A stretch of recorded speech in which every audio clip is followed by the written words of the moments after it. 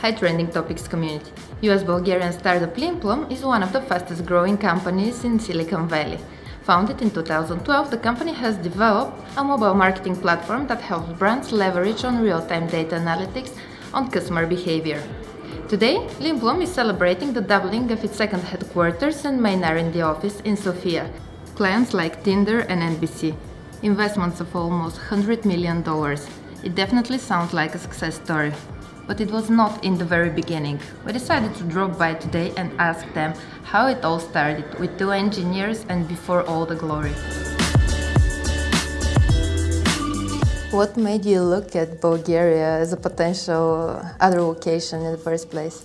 Yeah, so I often get this question whether Leanplum really is a Bulgarian company or not, because every time I talk to the media or somebody, I always say that Leanplum is a Bulgarian company as much as it is an American company. And even though we started in San Francisco, and reality is when we were starting the company, our first round of funding, which was just under $1 million, about a third of it came from Bulgarians. Sofia is an engineering heavy hub, and a lot of ventures here are started by engineers, but it doesn't necessarily mean that they have the business skills to do that.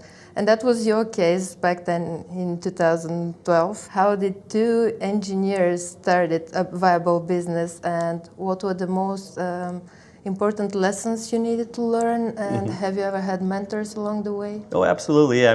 We couldn't have started a company without mentors, but I'd say the most important thing that we did is early on we knew we're just engineers and we need to learn how to do a company business, like a business, right? A real company. So we knew that we wanted to do an incubator, startup school, if you will.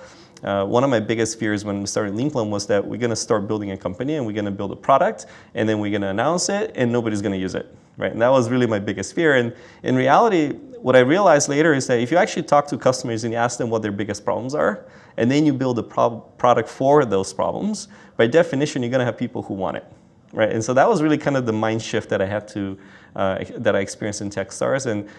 And yes, we're engineers, but we had to learn pretty quick. And I think both my co-founder and I were not just engineers. Like we knew pretty early on that we wanted to be entrepreneurs. I know I was really excited about not just the engineering aspects, but the business aspects. And my co-founder, he'd already started a company when he was 14.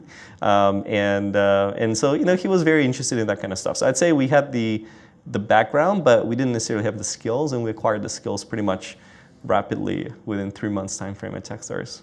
So what was the first, the initial product development or the customer interviews? So I actually remember this very distinctly. So we started Techstars, and week 2, we decided that we need to talk to customers. And we at the time had this idea that we're building a product by engineers for engineers. And of course, we're engineers, and we had just left our jobs at Google. And our idea was to do something similar based on our experience at Google, but in a completely different space, which is the mobile space. And we were doing something called A/B testing, so being able to experiment with mobile apps. And so we thought, okay, this is a product for engineers because we had built A/B testing for the web at Google. And so we went to this conference, and there was 200 people at the conference. And so my co-founder and I said, well, we need to talk to everybody at this conference. And it's literally 100 people each. So we printed out these sheets of paper with all the questions that you ask during a customer interview, customer development interview. And we even put it, I remember we put it in a clipboard because we didn't want to look like these people starting a company and being intrusive. We just wanted to look more like we're doing customer research, which is essentially what we're doing anyways. But essentially 2 days later, which is the conference, I had literally talked to everybody. 100 people out of the 200 people, I had talked to my co-founder also. And I had to push myself to do that. I'm not necessarily the person that would go in and talk to everybody. And a lot of people, that almost seem disturbed that you would ever talk to them at a conference, which is, I don't know why they would even go to the conference to begin with. But anyways, that was the most eye-opening moment, because I remember pretty early on when we started talking to people, I would go talk to the engineers and I would ask them, okay, well, what would you do? Would you buy this product? Are you interested? How do you do your own A/B testing? And all the engineers that we talked to were not interested in our product. And so that was interesting because I thought I'm building a product for engineers, but turned out that it wasn't actually the engineers interested in our product, it was more the product managers. And so that was the original shift that we did that was pretty early on that we discovered, because the product managers, they were usually people tasked with optimization, they want to drive growth for their business, but they didn't necessarily have the tools to do it.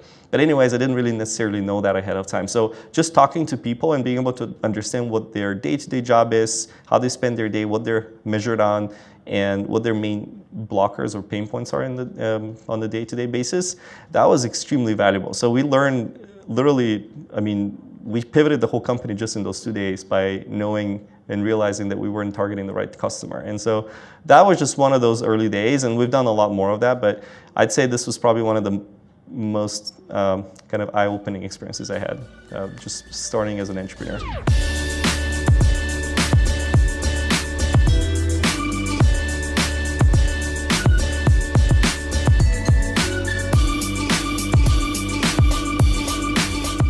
Have you ever been in a moment where you're like, oh my God, where is this heading? What I'm going to do next? And all the time, you know, absolutely. What's I mean, this the mechanism to get out of that?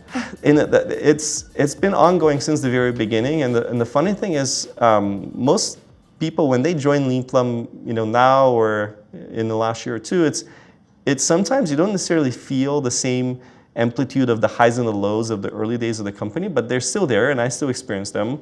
And I think that's really what's the most exciting part of being a startup, because in a startup, one day you feel like you're on top of the world and you're going to conquer the world, and the next day everything is crashing on you. And it's not like everything looks up and to the right. Well, you look back and you see, well, you know, we've grown quite a bit and we've been able to acquire some really great customers, build a really good product, but to get there, it wasn't a linear path up.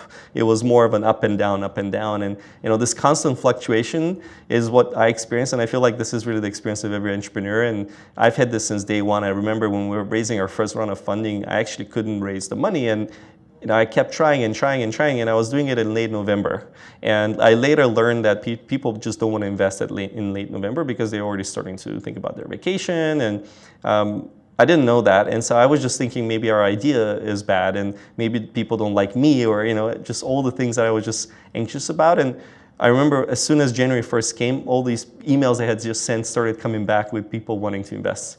But it was this process of just having, I think it was like 45 days of no investment. I was raising money, right, and having a complete lack of investment for that long period of time, I literally felt like crying. I did, and that was in the very beginning of the company, and I've had that feeling many times in various scenarios, and then the rest of it is just you know, just working hard, having people that you can talk to. I think that's actually why it's so important to have a co-founder in the early days, because you know, when you're up, maybe your co-founder is down and you can help him or her, or the other way around. And so those kind of fluctuations really happen a lot more frequently, I think, in the early days. So having somebody that you can talk to and be your emotional you know, support is actually pretty important.